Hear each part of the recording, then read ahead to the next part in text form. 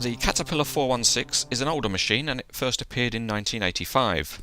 It has been modelled by Norscot in the larger scale of 1 to 32, and it comes in a slightly unusual box for Caterpillar in that it's got windows on all four sides, and there's no difference to the packaging inside, which is of the normal type. The model's securely held to the base by some of the ties, and the quick way to remove them is just to snip them off or untangle them if you want to repack the model later. Once out of the box, the model is fairly heavy as it's got a high metal content, but detail's not the strong point. The engine block is fairly crudely modelled with bits of plastic on the outside, and you can see the casting of the bucket is again fairly crude. At the back there's no detail such as hydraulic lines or anything like that.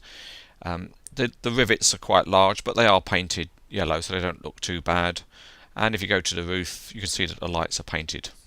The cab is an open structure, and if we look inside there's some simple detail on the dashboard, which isn't too bad, but if we look at the control levers behind the operator's seat, which I suppose those things standing up are supposed to be the control levers, then that's really as basic a detail level as you can find.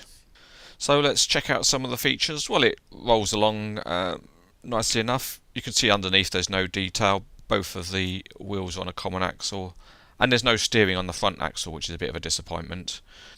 Moving to the front, the loader movement is quite good. It does reach up to a reasonable height, and the tipping angle of the bucket is very good.